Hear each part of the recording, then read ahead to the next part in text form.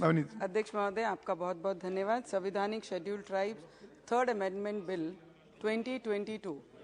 Sir, हम जो bill ला रहे हैं और ये थर्ड अमेंडमेंट कर रहे हैं कि दूसरी जातियों की जो मांग बहुत सालों से है, जो यही एसटी में थे, उनको फिर से अपने एसटी इसमें लाकर उनको न्याय देने का काम हमारी ये मंत्रिमंडल कर रहा है। उसके लिए मंत्री जी का दिल से बहुत बहुत धन्यवाद करूंगी। शेड्यूल ट्राइब्स के जितने भी लोग हमारे कलीग्स यहाँ पर बोले, सभी ने अपने अपने क्षेत्र के या अपने राज्यों के जितने भी ट्राइबल में रहने वाले आदिवासी भाई बहन हैं, उनकी समस्याओं के बारे में यहाँ बताया।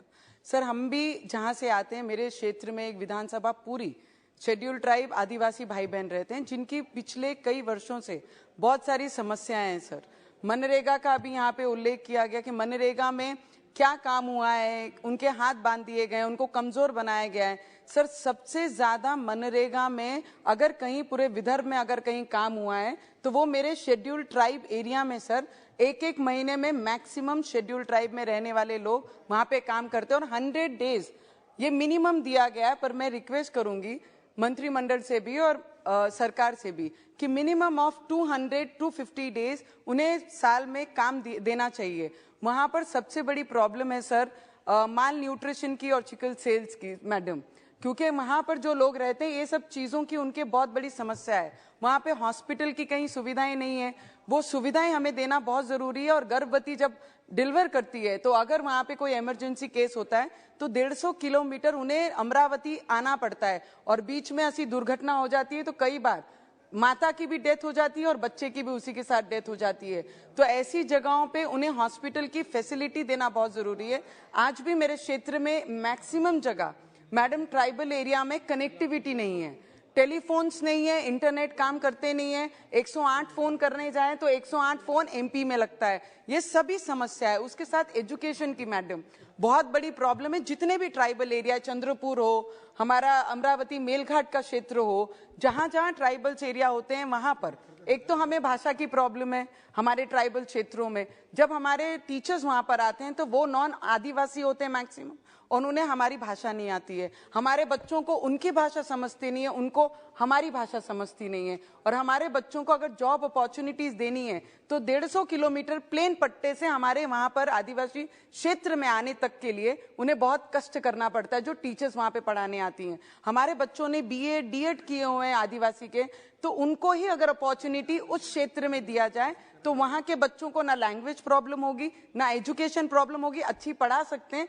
और उन्हें जो राइट देने का काम हमारे पंतप्रधान प्राइम मिनिस्टर जी कर रहे हैं, वो राइट्स देने का काम हम लोग कर सकते हैं। छोटे छोटे इशू हैं, कास्ट सर्टिफिकेट का इशू है sir 2 minutes it's I know, हम समर्थन करने के लिए खड़े हैं, पर आदिवासियों की प्रॉब्लम है। अगर समाज को आदिवासी ट्राइबल में लाके उन्हें न्याय देने का काम कर रहे हैं तो उनको जो सुविधाओं से वंचित है उन्हें यहाँ पर रखना हमारा कर्तव्य है। तो मुझे लगता है कास्ट सर्टिफिकेट का जो इशू होता है, उन्हें उतने दूर से हमारे डिस्ट्रिक्ट लेवल पे आके डीएम से मिलकर चप्पलें घस जाती हैं, तभी भी उन्हें उनकी कास्ट सर्टिफिकेट वैलिडिटी मिलती ही नहीं है। तो ये छोटी छोटी प्रॉब्लम्स अगर हम सॉल्व कर पाएंगे तो मुझे लगता है हमारे आदिवासी भाई बहनों को बहुत न्याय दे पाएंगे। मैडम मंत्री महोदय यहाँ पर बैठे हैं, उनका पुनर्वसन मैडम, पुनर्वसन जब भी हम वहां पे करते हैं, पहले तो हमारे लोग आदिवासी जंगल छोड़कर बाहर सिटी में आने के लिए तैयार नहीं है। अगर वो जंगल छोड़कर प्लेन पट्टे में आते हैं तो उनको जो राइट्स देना चाहिए, घर छोड़ने का जो मुआवजा देते हैं वो 10 लाख रुपए देते हैं। और शहरों में 10 लाख रुपए में आज कहीं पर भी किसी को भी रहना बहुत मुश्किल है। तो उसके लिए पुनर्वसन की जो राशि रहती है उसे डबल ट्रिपल करके उन्हें सुविधा उस चीज की भी देनी चाहिए, तब जाके वो अपने घर, अपना जंगल, अपना प्यार छोड़कर वो शहरों में आएंगे। तो उसके लिए भी हम लोगों ने सोचना चाहिए मैडम। और मेडिकल इश्यूज बहुत ज्यादा हैं जो मैंने बताए हैं, और फार्मर्स के issue, last 1 minute sir, just 1 minute, किसानों के मुद्दे हैं मैडम। जब ट्राइबल क्षेत्र में हम जब रहते हैं तो वहां पर जितनी भी जगहें हैं वो फॉरेस्ट में आती हैं। फॉरेस्ट से हमको वो दी गई हुई जगहें कि यहाँ पे रहना बसरा करने के लिए आपको इतनी जगह हम देते हैं और उसमें आप खेती कर सकते हैं।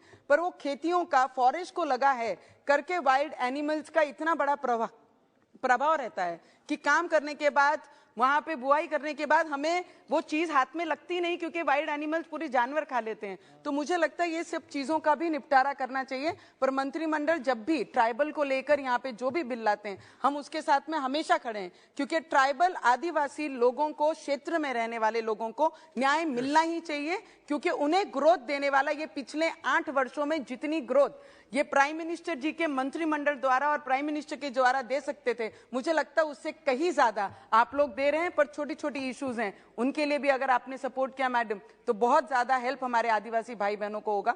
मंत्रिमंडल ने पहले भी 4G के लिए हमारे क्षेत्र के लिए बहुत कुछ दिया है, आगे भी कनेक्टिविटी के लिए अगर थोड़ा सोर्स करेंगे तो मुझे लगता है उनको कनेक्टिविटी बहुत जल्द मिलेगी। Thank you so much sir, and I support this bill.